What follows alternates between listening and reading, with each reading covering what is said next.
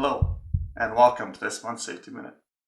Last month, I talked about my first belief when it comes to safety, and I developed these beliefs to help me make better decisions when I'm being pushed or rushed, or sometimes I don't feel like that energy, that hazard, is really that dangerous.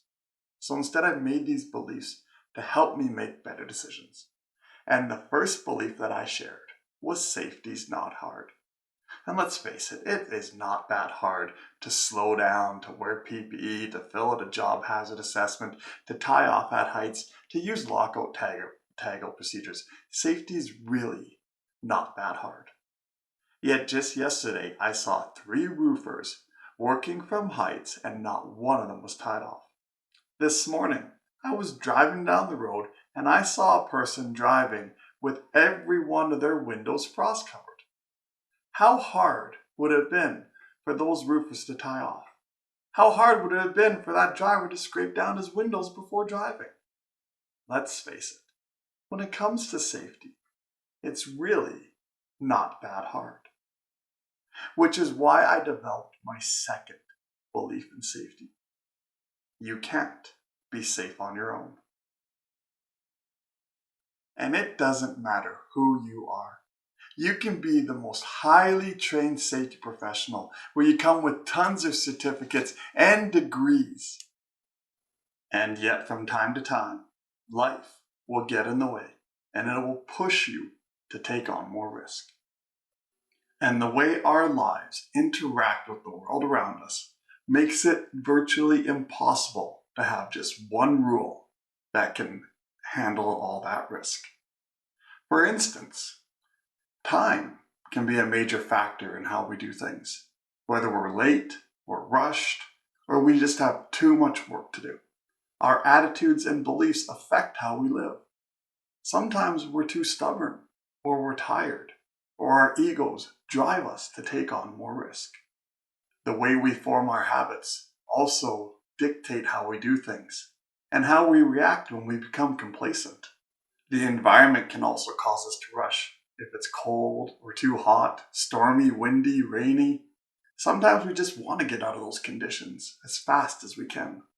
Even our level of knowledge impacts how we take on risk, because sometimes you don't even know what you don't know.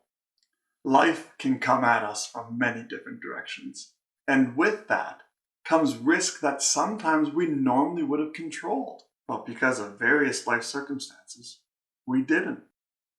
That is why I have made my second belief when it comes to safety, that you can't be safe on your own.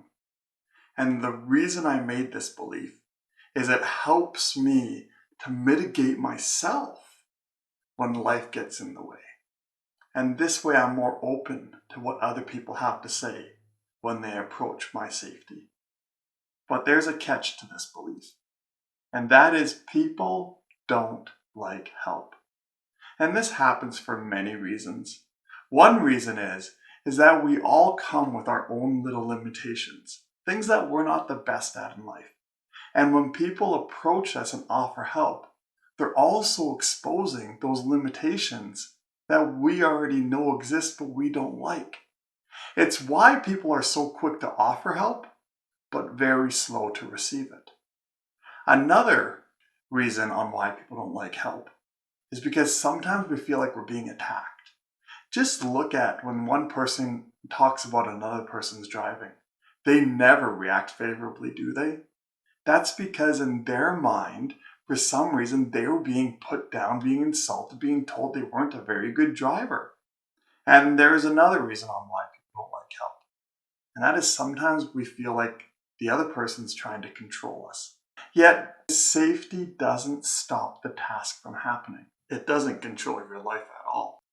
All it does is it controls the energy within the task, and the task still gets to occur. And that is why I created the second belief in safety, that you can't be safe on your own. Because I came to realize that the environment around me and how I live my life sometimes interact with each other and cause me to want to take on more risk.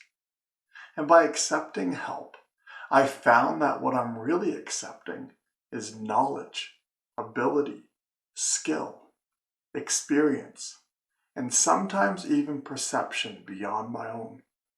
And when I accept that kind of help, it lets me do a better job and a safer job. And I'm pretty cool with that.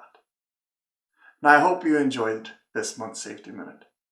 If you want more videos like this, please hit the subscribe button. If you want to bring me out to your workplace, go to spencerspeaks.ca.